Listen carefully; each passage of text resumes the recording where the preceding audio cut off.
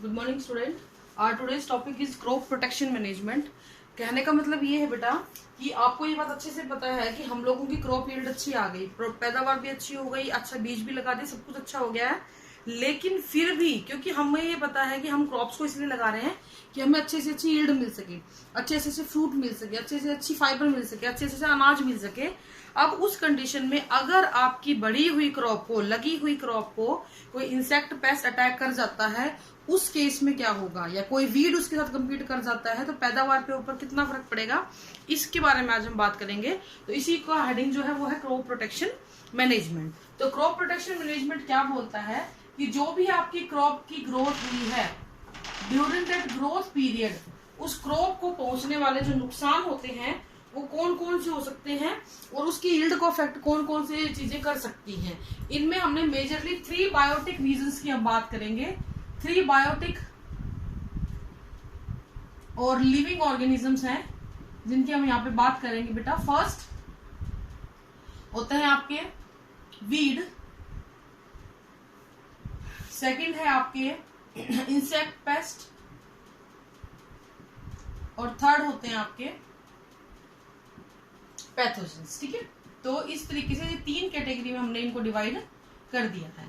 Weeds unwanted plant, insect pest कोई भी कीट पतंगा, और उसके बाद आता है आपका pathogens. Pathogens means disease causing जो जर्म्स होते हैं, ये डिजीज कॉजिंग होते हैं। ठीक है, तो एक एक करके इनके बारे में हम लोग बात करेंगे। तो कहने का मतलब मेरा ये है कि खड़ी फसल के ऊपर अगर इन तीनों में से किसी भी चीज ने अटैक कर दिया, कोई भी चीज पे आ गई, तो नेचुरली आपकी जो प्रोडक्टिविटी ऑफ लैंड है वो क्या हो जाएगी बेटा, डिक्रीज कर जाएगी। इनमें से इन 3 को बहुत बड़े पैमाने पे या बहुत बड़े उस पे माना गया है, ये कॉजेटिव एजेंट होते हैं। सबसे पहले हम बात करेंगे वीड और वीड कंट्रोल। देखिए जरा, वीड क्या होती है, these are the unwanted plant grow with the main crop.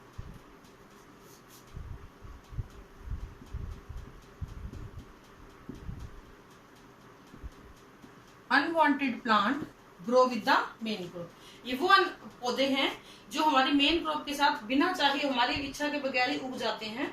अब ये हमारे प्लांट को डैमेज करते हैं और हमारी मेन जो फसल है, मेन जो क्रॉप है, उसको डैमेज करेंगे। किस तरीके से करेंगे बेटा, ये मेन क्रॉप के साथ, इस मेन क्रॉप के साथ ये स्पेस के लिए कंपटीशन करेंगे, ये फूड के लिए कंपटीशन या न्यूट्रिएंट के लिए कंपटीशन करेंगे, ये सनलाइट के लिए कंपटीशन करेंगे, ये वाटर के लिए कंपटीशन करेंगे। तो बेसिकली सारी चीजों में कंपटीशन दे दिया। अगर आपके लंच बॉक्स में 2 रोटी है और 2 को आप अकेले खा रहे हो, फिर एक बच्चा आ गया तो एक एक खा ली, एक और बच्चा आ गया तो कितनी कितनी मिलेगी, आधी आधी भी नहीं मिलेगी ढंग से। तो कहने का मेरा मतलब ये है बेटा कि एक पर्टिकुलर रिसोर्स जो किसी एक पर्टिकुलर क्रॉप के लिए था, उसके ऊपर दूसरे पौधे भी आने शुरू हो गए अनवांटेड, जिनको हमने नहीं लगाया था, और उन्होंने कंपटीशन देना शुरू कर दिया स्पेस, वाटर, लाइट और न्यूट्रिएंट के लिए। उनको हम अनवांटेड प्लांट्स बोलते हैं। सो हमारे लिए ये बहुत जरूरी होता है कि इरेडिकेट किया जाए। अब इसकी एग्जाम्पल कौन कौन से हैं वीड्स के, कीनोपोडियम, ये जो बथुआ होता है, एमेरेंथस, साइप्रस, ये कुछ प्लांट्स के नाम हैं विच आर एक्ट एज रोडेंटस। ये कुछ ऐसे नाम है जो कि वीड्स के नाम है। अब हम क्या करें, हमें इसे क्या करना पड़ेगा बेटा, कंट्रोल करना पड़ेगा। तो वीड कंट्रोल की जो प्रैक्टिसेस हैं उनको हम लोग क्या बोलेंगे, कौन कौन सी प्रैक्टिस है। इंडिया में वीड कंट्रोल की बहुत सारी प्रैक्टिस होती है, लेकिन हैंड लेबर को वो ज्यादा महत्व देते हैं। तो इसमें सबसे पहले आती है हैंड पुलिंग। हैंड पुलिंग का मतलब है हाथ से खींच खींच के पौधे को निकाल दिया। फिर आती है मोविंग। मोविंग मतलब एक स्पेशल टाइप ऑफ मशीन जो होती है ना घास काटने वाली, उसके जरिए उस पूरी जो आपका अनवांटेड प्लांट उनको उड़ा दिया। फिर आता है आपका टीलेज, खुरपे से खोद खोद के निकाल दिया। ठीक है, खुरपा समझा होगा ना आपने, उसे खोद खोद के निकाल दिया। इसके अलावा आती है फ्लडिंग। आपने उस जगह पे बहुत ज्यादा पानी भर दिया so that they can not breathe, और धीरे धीरे वो मर जाएंगे अनवांटेड प्लांट्स। ठीक है, इसके अलावा फिर लास्ट ऑप्शन क्या बचता है, यूज ऑफ केमिकल्स यानी weedicide. Weedicides are the chemical which are used to kill the weeds, like 2,4-D. 3, 4, 5T, ये सारे के सारे आपके क्या है, वीड साइड है जो वीड्स को कंट्रोल करने का काम करते हैं। तो इस तरीके से इन मेथड्स को यूज करके हम लोग वीड को कंट्रोल कर सकते हैं बेटा। नेक्स्ट आपके आता है पेस्ट। ये थोड़ा बड़ा टॉपिक है, आज हम पार्ट्स में करेंगे इसको।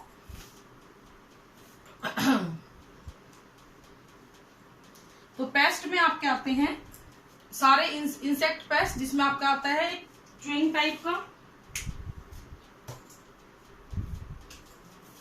च्यूइंग टाइप,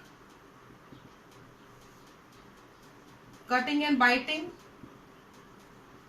च्यूइंग टाइप के, and sucking type, sorry cutting biting में गलत लिख दी, सकिंग टाइप और इंटरनल फीडर। नाम से ही आप समझ जाओगे ये क्या क्या है बेटा।